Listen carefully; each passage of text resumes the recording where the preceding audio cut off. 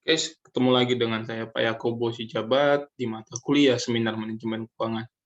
Tak terasa di Seminar Manajemen Keuangan ini kita akan mempelajari bagian yang terakhir, bagaimana teman-teman bisa mengolah data melalui software statistika. Secara konsep, secara teori teman-teman sudah diajarkan ataupun diberikan penjelasan di minggu lalu. Sekarang saya akan mulai berpraktek di dalam pengolahan data menggunakan software statistika Stata. Oke, silakan buka Stata masing-masing. Jika teman-teman menggunakan Stata, teman-teman harus memahami terlebih dahulu beberapa menu yang ada di Stata. Untuk membuat kertas kerja, teman-teman silakan klik New Do File Editor. Kemudian untuk hasilnya, teman-teman bisa lihat di Data Editor dan juga di Data Editor Browse. Nah, untuk New Data File Editor ini, teman-teman bisa mengklik beberapa sintak yang teman-teman inginkan. Misalnya seperti ini. Ya, ini sudah ada ya, saya berikan kepada teman-teman. Jika teman-teman ingin membersihkan kertas kerja yang sebelumnya, silakan klik clear. Jika teman-teman ingin mengimport ataupun ingin memasukkan Excel teman-teman, silakan klik Excel. Kemudian jika teman-teman ingin membuat generate saham ataupun kolom baru di editor browse-nya ataupun di data editornya, silakan klik gen saham ya. Jika teman-teman ingin mereplace semua menjadi saham dari nomor 1 sampai nomor 15, silakan klik replace saham. Kemudian jika teman-teman masih menemukan tanda merah di dalam data editornya, silakan destring yang mana yang merah, misalnya yang saham, kolom saham, destring saham replace ya untuk menggantikan. Demikian juga dengan waktu ya. Jika teman-teman ingin menghilangkan kolom tahun ya, yang mana teman-teman tidak pakai lagi, silakan klik drop tahun. Kemudian jangan lupa jika teman-teman ingin mengolah datanya ini dalam bentuk panel data, declare-lah dia menjadi STZ saham tahun. Ya, sesuai dengan variabel ataupun penamaan teman-teman di statanya. Oke. Kita lihat saja contoh data saya.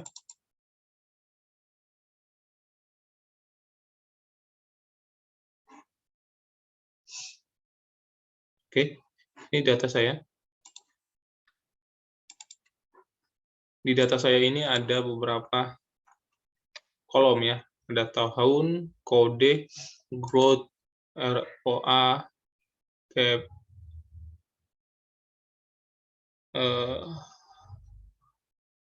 TAR, kemudian ATR ya. Tadi yang saya sebutkan jika kita ingin ya mengubah tahun ini agar dia tidak seperti ini 2017, 2018, 2019 kita ubah tanggal tahun 1, tahun 2, tahun 3, tahun seterusnya.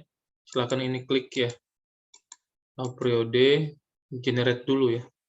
Jika kodenya jika kita ingin lakukan kodenya itu tidak seperti ini ASII, misalnya kodenya ini 1, 2, 3 juga saham ya. Silakan ubah kodenya menjadi generate dulu ya saham misalnya. Oke, saya sudah olah datanya ini. Kita masuk kepada hal yang utama dulu. Hal yang pertama, di dalam menganalisis, kita harus menemukan ya deskriptif statistiknya, analisis statistik deskriptif. Analisis statistik deskriptif memberikan deskripsi mengenai data yang digunakan dalam penelitian. Ini berupa nilai rata-rata, nilai maksimum, nilai minimum, dan standar deviasi dari masing-masing variabel yang digunakan. Ya, jadi ada berapa observasi ya berapa datanya, kemudian ada nilai rata-rata setiap variabelnya, misalnya ROA-nya nilai rata-ratanya 0,065, standar deviasinya ada, berapa minimalnya, berapa maksimalnya. Ini bisa menjadi informasi ya, deskripsi mengenai data kita. Kemudian jangan lupa juga kita melihat korelasinya ya, hubungan antar variabelnya bisa dilihat juga di sini. Setelah itu nanti masuk ke model estimasi, jika dia declare-nya panel, oleh karena itu ada gabungan antara data cross-section dan juga data time series, itu akan dijelaskan pemilihan model terbaik. Ya, ada 3 estimasi yang kita gunakan, common effect model, fixed effect model, dan juga random effect model. Untuk memilih model, teman-teman harus memiliki uji ataupun pendekatan yang berbeda. Uji Chow dilakukan untuk menentukan manakah model yang lebih baik antara fixed effect model dengan common effect model ataupun PLS-nya ya. Apabila hasil uji Chow-nya menunjukkan nilai probabilitas yang lebih kecil dari tarif signifikansi 5%, maka model yang terpilih adalah fixed effect. Begitu sebaliknya ya. Misalnya,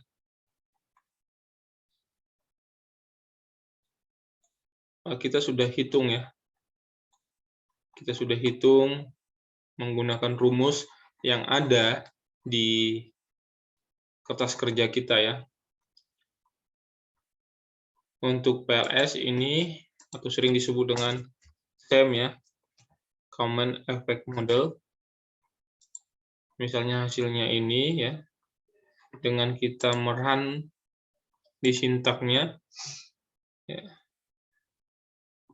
ini ya, rect biasa, kemudian klik aja semua ya, klik semua variabelnya dari Y sampai X, kemudian jangan lupa untuk estimate store ya, OLS. Jadi kita akan menyimpan ke dalam memory store OLS ya. Kemudian demikian juga kita untuk mencari fixed effect-nya, jangan lupa ini bukan rect lagi, tetapi strect karena sudah ada X dan juga periodenya ya, T-nya. Kita tambah strect. Jangan lupa untuk klik semua variabelnya. Di ujungnya ada fixed effect ya, kode FE-nya, estimate store FE juga ya.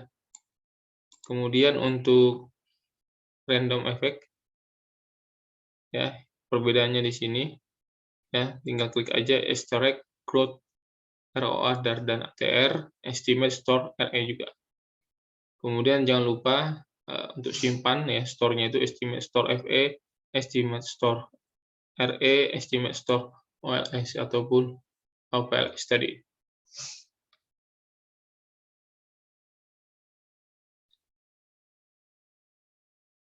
Kalau ingin mencari estimate gabungannya, silakan klik aja gini ya, estimate table FE, RE, OLS, kemudian start, ya, NR2, R2, dan coba aja. Di hasilnya akan terlihat.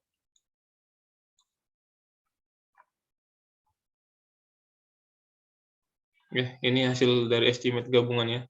Ini ada FE-nya, ini ada RE-nya, ini ada OLS. Nah, selanjutnya setelah kita lakukan satu persatu, selanjutnya kita akan memilih model terbaik. Untuk Chow test, tadi Chow test saya jelaskan bahwa itu memilih antara fixed effect dan common effect. Ya, jadi kita membandingkan fixed effect dan common effect. Ya, mengkliknya extract ya, kemudian variabel, kemudian FE, Chow test-nya untuk menentukan pilihan antara common effect ataupun PLS dan fixed effect-nya. Maka lihat output FE-nya.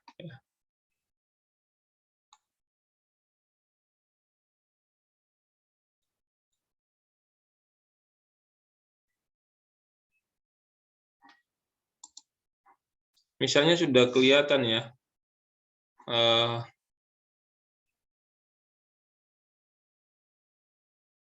output FE-nya, karena p-value-nya tadi disebutkan jika lebih kecil dari taraf signifikansi, maka model terpilih adalah fixed effect. Nah, rupanya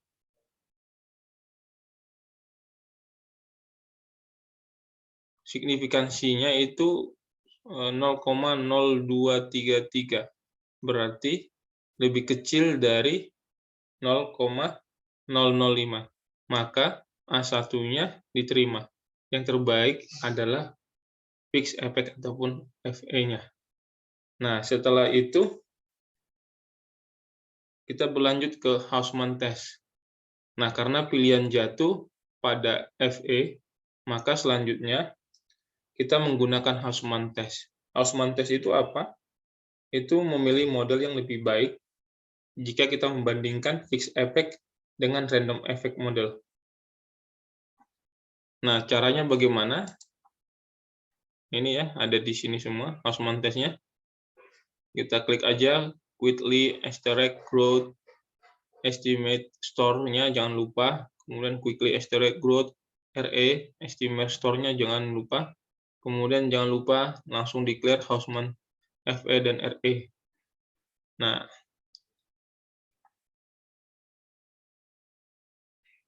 untuk syaratnya di Hausmann,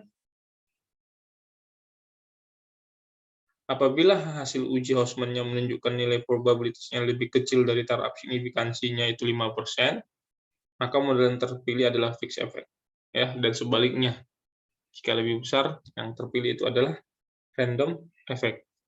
Nah, karena hasilnya probability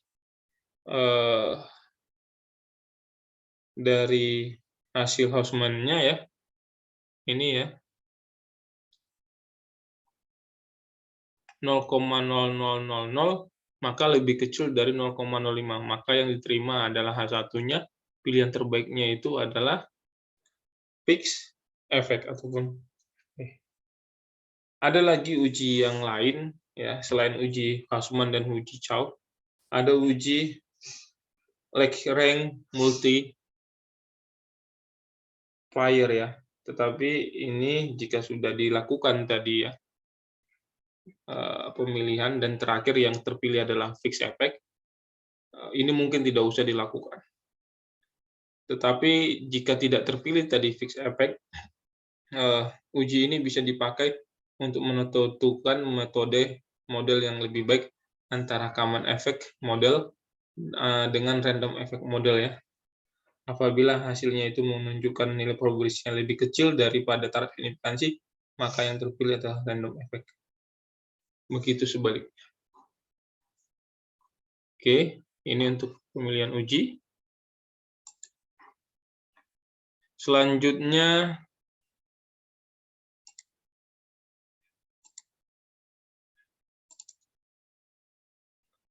ini asumsi klasik sudah terpilih ya. Yang menjadi model kita adalah fixed effect. Kita langsung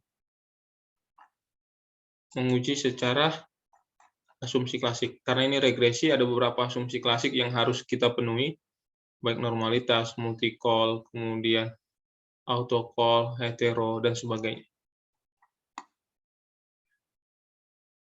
Uji normalitas. Normalitas dilakukan dengan beberapa uji ya. Ada melakukan squeeze ataupun kurtosis test dengan tujuan mengestimasi apakah nilai residualnya dalam model tersebut berdistribusi dengan normal. Ya, harapannya berdistribusi normal. Residual dikatakan berdistribusi normal apabila nilai probability chi-square-nya lebih besar daripada taraf signifikansi. Nah, jangan lupa di stata juga harus kita klik dulu ya untuk uji Hausmann. Untuk uji asumsi klasiknya normalitas itu S-direct karena yang terpilih adalah FE. Jadi kita menggunakan S-direct ya, FE.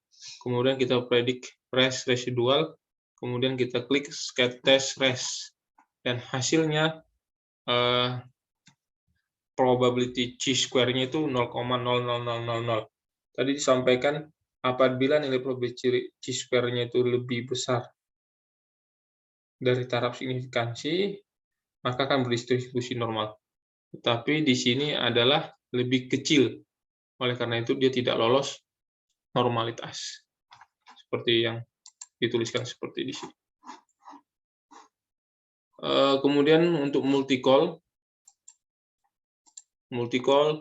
kita gunakan multi-call khusus untuk fixed effect. Oleh karena itu multi-call-nya Esterek, Growth, ROA, dan ATRF.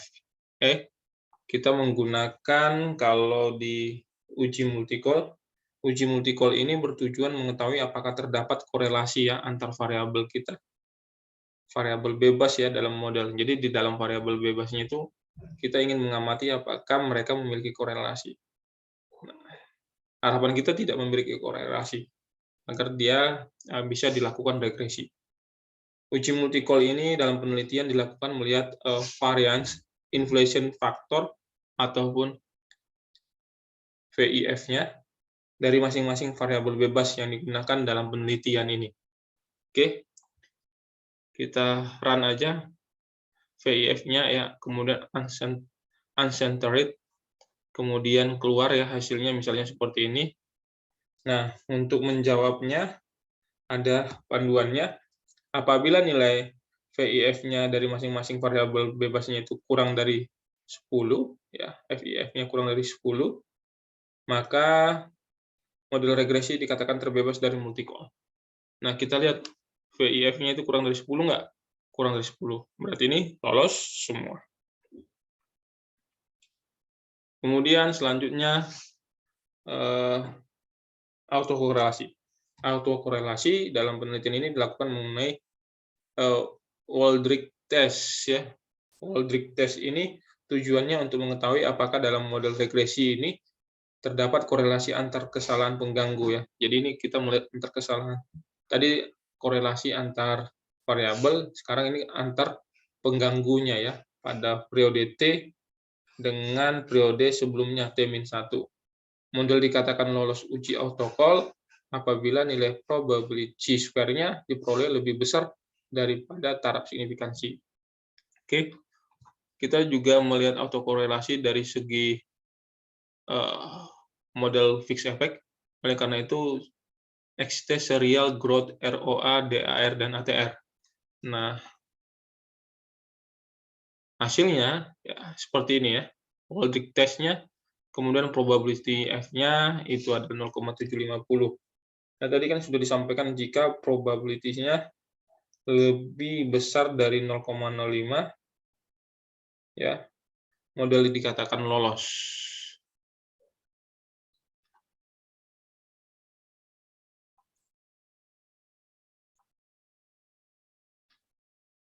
Kemudian karena dia lebih besar dari 0,05, dia 0,7 ya, maka autokorelasinya lolos. Oke ya. Selanjutnya uji yang terakhir mungkin ini ya, uji heteroskedastisitas ya. Untuk uji heteronya itu Esterek, Growth, ROA, ATRFE, ST test 3 ya. Nah, untuk uji ini kita menggunakan uji modified Wald test. Tujuannya untuk mengetahui apakah varians residual itu dalam model regresi itu dalam pengamatan yang kita lakukan itu tidak sama. Harapannya itu adalah harus homo ya, harus sama. Model regresi yang baik adalah model yang varians residualnya tetap ataupun sama. Model regresi ini dikatakan homoskedastisitas apabila nilai probability chi-square-nya ataupun nilai signifikansinya lebih besar daripada taraf signifikansi yang digunakan. Lebih besar ya. Nah, kita run, kemudian hasilnya seperti ini, 0,000. Karena tadi syaratnya harus lebih besar dari 0,05, ini tidak lolos karena nilainya 0,000. Lebih kecil ya, jadi dia tidak lolos.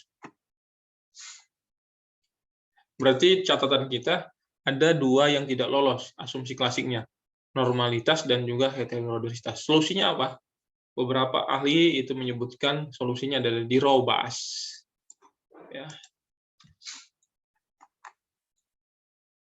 Oleh karena itu, untuk merobasnya, kita tinggal menambahkan di belakang aja RO, ya, kemudian akan keluar hasilnya seperti ini. Ya, setelah dirobas, ya, kita anggap dia sudah layak ya dirobas dan kemudian sudah layak untuk diinterpretasi ataupun dianalisis, dan inilah hasilnya. Ya. Jika kita melihat signifikansinya, ya, dari hal ini uji T-nya ditolak semua ya, tidak ada lebih kecil dari 0,05. Dan untuk adjusted R-square-nya ini ya, ada 23%, ya lumayan lah, 23%. Dan untuk uji F-nya ya signifikan semua ya, uji F-nya itu secara simultan 0,01, masih lebih kecil dari 0,0005, berarti diterima. Tetapi uji T-nya tidak, ditolak. Mungkin itu saja teman-teman penjelasan saya dari awal ya sampai akhirnya kita bisa mendapatkan goodness of fit-nya ya, uji F, uji T, kemudian adjusted R-square-nya. Semoga teman-teman bisa mengikuti apa yang seperti saya jelaskan. Di akhir presentasi nanti di pertemuan ke-7, teman-teman persiapkan dari bab 1, 2, dan 3, sehingga teman-teman punya proposal yang baik, kemudian ada gambaran mengenai olah data, dan juga pembahasan di bab 4 secara singkat. Penjelasannya seperti ini saja dulu, nggak apa-apa. Itu aja dari saya, jangan lupa untuk persiapan presentasi di pertemuan ke-7. Pertemuan 7 itu mempresentasikan bab 1 sampai bab 3 secara komplit, kemudian bab 4 pembahasan mungkin seperti pemaparan saya seperti ini tadi. Nggak apa-apa ya, nanti silahkan dipresentasikan. Terima kasih, selamat melanjutkan aktivitas, semoga teman-teman bisa mempraktekannya. Wassalamualaikum warahmatullahi wabarakatuh.